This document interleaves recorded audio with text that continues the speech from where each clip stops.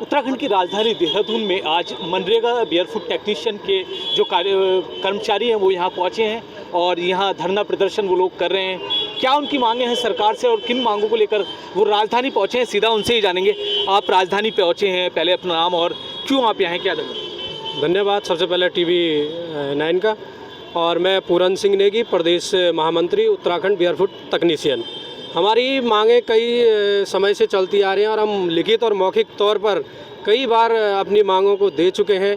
और मैं थोड़ा सा आपको मोटा मोटा बता दूं कि जब 2017 में हम लोगों का केंद्र सरकार के माध्यम से प्रत्येक राज्य के प्रत्येक ब्लॉक में हम लोगों के लिए चयन करने की एक चयन प्रणाली बनाई गई थी, जिसमें क्या हुआ था कि प्रत्येक जिले में एक परीक्षा करवाई गई थी।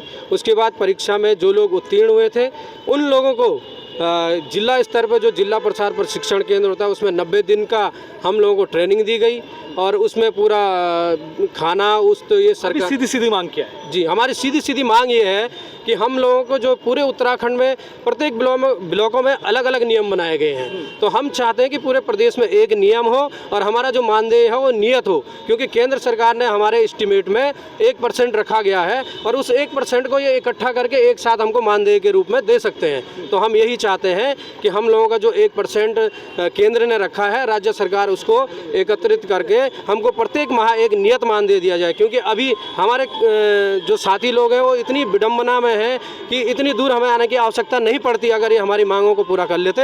लेकिन हमारे जो लोग हैं, कुछ हमारे साथ विकलांग लोग भी हैं, कुछ महिलाएं हैं, तो महिलाएं किसी कारणवश यहाँ पे अभी उतनी आ नहीं पाई, कुछ हैं तो बाद में उनसे भी वार्ता होगी। मैं चाहता हूँ कि सबको ध्यान में रखते हुए हमारा मानदेय नियत किया जाए। मानदेय नियत किया जाए, ऐसा इन लोगों की मांग है। और भी लोग हैं, आप क्या कहते हैं? सर, मैं मस्तराम डोभाल। सबसे पहले TV 9 का धन्यवाद। प्रदेश अध्यक्ष बेयरफुट टेक्नीशियन उत्तराखंड। सर, हमारी मेन मांग ये है कि पूरे प्रदेश में BFTO का मानदेय फिक्स कर दिया जाए, एक समान मानदेय दिया जाए। और सरकार इसमें भ्रमित हो रही है। हमारे मानदेय फिक्स करने में सरकार की बचत है, लेकिन एक्स्ट्रा बोझ सरकार पे, वित्तीय बोझ कुछ नहीं है, क्योंकि भारत सरकार से प्रत्येक एस्टिमेट में मनरेगा के 1% रखा जाता है, जो हमें न मिलकर वो पैसा वापस चला जाता है। हम चाह रहे हैं कि वो पैसा प्रदेश स्तर पे इकट्ठा होकर के और हमें जो है पूरे ब्लॉक में सभी लोगों को पैसे इकट्ठा करके और उसका मानदेय प्रतिमा दिया जाए। जिस समय हम लोग 2017 में अपॉइंट हुए थे तो लड़के सारे हमारे बेरोजगार और अकेले थे। आज सब लोग परिवार और बच्चे वाले हो गए। वो एक लड़का आज 4 बच्चों को पाल रहा है अपने, और पैसा साल भर तक नहीं मिल रहा है। किसी ज़िले में मिल रहा है, किसी में नहीं मिल रहा है, कहीं ज़्यादा मिल रहा है, कहीं कम मिल रहा है, तो कुछ लोग छोड़ चुके हैं। तो हम चाह रहे हैं कि सरकार हमारी मांग मान करके और सरकार ये समझे कि उन पर कोई वित्तीय भार नहीं है। वो 1% आ रहा है, वो पैसा वापस न जाए, वो पैसा प्रदेश में कलेक्ट होकर के और हमें उसका प्रतिमाह मानदेय दिया जाए। आप क्या कहेंगे?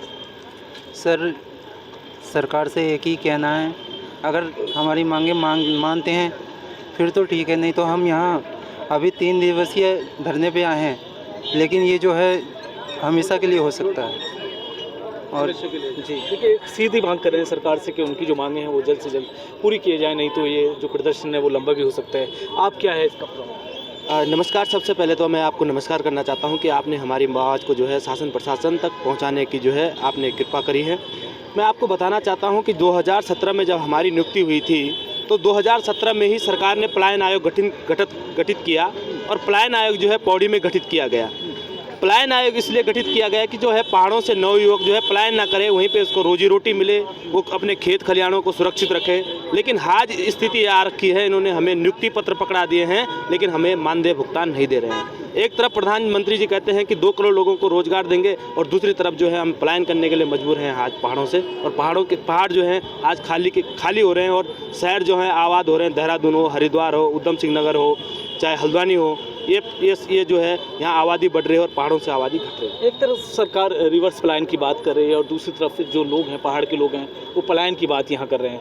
मैं सबसे पहले आपसे जानूँगा, जो बेयरफुट टेक्नीशियन है इसका काम क्या है? सर, बेयरफुट टेक्नीशियन जो होते हैं ग्राम पंचायत स्तर पे, विकासखंड स्तर पे मनरेगा के जो भी कार्य होते हैं उन्हें तकनीकी ढंग से देखकर अभियंता तक पहुंचाने का कार्य करते हैं और मजदूरों को दिशा निर्देश करते हैं कि वो कुशल तकनीकी ढंग से कार्य करें, कार्यों की गुणवत्ता बनी रहे। परंतु बड़ा खेद का विषय है कि कार्य करते हुए आज हमारे समक्ष परिवार में लालन पालन का बड़ा संकट खड़ा हो गया है, क्योंकि जो भारत सरकार तो हमारे मानदेय के लिए 1% का प्रावधान किया है, परंतु राज्य सरकार उसे एक बोझ समझकर सभी लोगों पे एक समान महीने के हिसाब से नहीं दे पा रही है। सरकार को लगता है कि हम पे वित्तीय बोझ पड़ेगा, जबकि हमारे मानदेय का पैसा तो भारत सरकार देती है 1%। बस हमारी एक ही मांग है कि वो उस 1% को प्रदेश स्तर से जमा करके पूरे प्रदेश में सभी को एक समान दिया जाए, और मनरेगा भी समानता का अधिकार देता है, चाहे महिला हो या पुरुष हो। मैम, आप लोग यहाँ पहुँचे हो, किस बात को लेकर के? हम लोग यहाँ पे इसलिए पहुँचे हैं कि जब बीएफटी समान रूप से कार्य कर रहा है तो उसे मानदेय भी समान रूप से मिलना चाहिए। हमारे मानदेय में अनियमितता है, हम चाहते हैं कि हमें मंथली दिया जाए। आप इसको लेकर के आपका क्या कहना है? हम भी हमारे जो मानदेय है, जो हमारा मनरेगा में जो नियमितीकरण का है, हमारे जो यहाँ ब्लॉक में दिया जा रहा है 1% दिया जा रहा है, तो हमारी यही मांग है कि हमारा नियमितीकरण किया जाए, फिक्स मानदेय। हम इसके लिए यहाँ पे आए हैं। देखिए, ये जो लोग हैं ये आए हैं उत्तराखंड के अलग अलग ज़िलों से, पहाड़ी ज़िलों से ये लोग आए हैं, और उनका साफ कहना है कि मनरेगा बेयरफुट टेक्नीशियन के जो कर्मचारी हैं उनको मानदेय पूरा दिया जाए। और साथ ही उन्होंने बताया कि 1% क्योंकि केंद्रीय सरकार उनको देती है तो राज्य सरकार को उसको यहाँ के कर्मचारियों को ज़रूर देना चाहिए। देहरादून से वीडियो जर्नलिस्ट जॉन जैदी के साथ आदिल पाशा, TV9।